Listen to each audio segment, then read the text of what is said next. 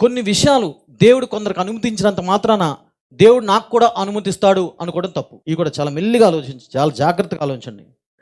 దేవా అతనికి చేసావు కాబట్టి నాకు చేస్తావు, అతనికి అనుమతించావు కాబట్టి నేను కూడా చేయొచ్చు అనుకోవడం చాలా తప్పు, ప్రమాదం. దానికి ఉదాహరణ, దావీదుకి ఆకలి వేసినప్పుడు దావీదు ఏం తింటాడంటే ఆ షో బ్రెడ్ అని ఉంటుంది, సముఖపు రొట్టెలు. అది కేవలం యాజకులు మాత్రమే తినాలి, ఇంకెవరు తిన్నా దేవుడు చంపేస్తాడు, దేవుడు శపిస్తాడు. దావీదు ఆకలేసినప్పుడు దావీదు వెళ్ళి ఆ సముఖపు రొట్టెలు, అది యాజకుడు తినే భోజనం, అది యాజకుడు తినే రొట్టె, అది దావీదు తింటాడు.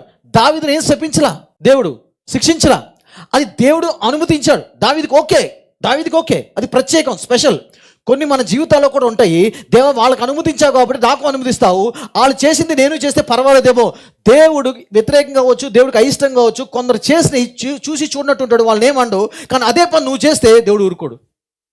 ఇది గమనించుకో, ఇది రాసి ఉంచుకో. దేవుడు కొందరికి అనుమతించినంత మాత్రాన నీకు కూడా అనుమతిస్తాడని లేదు. దేవుడు వాడు అలా చేసి తప్పించుకున్నాడు, పర్లేదు, అయితే నేను తప్పించుకుంటా, అలా చేసి కుదరదు దేవుడి దగ్గర. అదే దావీదు తిన్నాడు, దావీదుని దేవుడు ఏమనలా. అదే కానీ దావీదుని చూసి వేరేవాడు కూడా దావీదు తిన్నాడు ఏమనలేదు దేవుడు, నేను తినొచ్చు అంటే వెళ్ళి తింటే చచ్చిపోయేవాడు, శపించేవాడు దేవుడు. ఇదొకటి.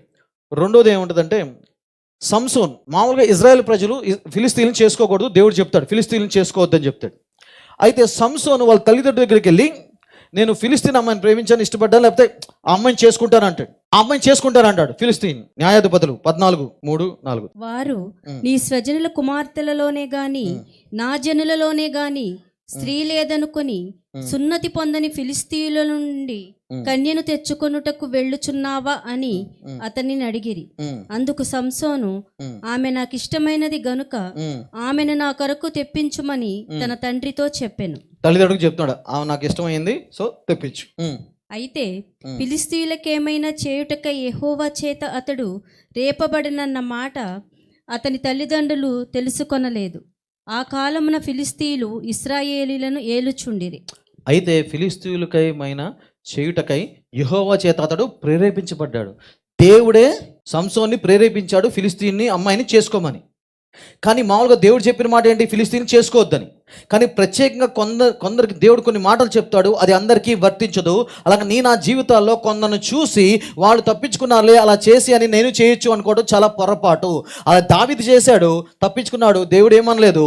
కానీ వేరేవాడు ఆ రొట్టె తింటే మటుకి శపించబడేవాడు. అలాగే ఇక్కడ కూడా అంతే, సంసోను దేవుడి చేత ప్రేరేపించబడి ఆ మాట చెప్తున్నాడు అని తల్లిదండ్రులకి తెలీదు. కానీ సంసోన్ని ఏమనలా దేవుడు. అదే కనుక సంసోన్ని చూసి నేను కూడా ఫిలిస్తీన్లను చేసుకోవచ్చు అంటే కుదరదు మాట. ఇది గుర్తుపెట్టుకోండి. దైవ సేవకులు అవచ్చు, దేవుని సేవకులు అవచ్చు, మనం అవచ్చు, విశ్వాసులు అవచ్చు, కొన్ని వారి జీవితాల్లో దేవుడు అనుమతిస్తాడు, పర్లేదు అంటాడు, ఓకే అంటాడు, చేయొచ్చు అంటాడు, కొన్ని ప్రేరేపిస్తాడు కొన్ని విషయాలు. అది పట్టుకుని వాళ్ళ అనుభవాలను పట్టుకుని మనం కూడా చేయొచ్చు, ఇది దేవుని చిత్తమే అనుకోవడం చాలా పొరపాటు, తప్పు.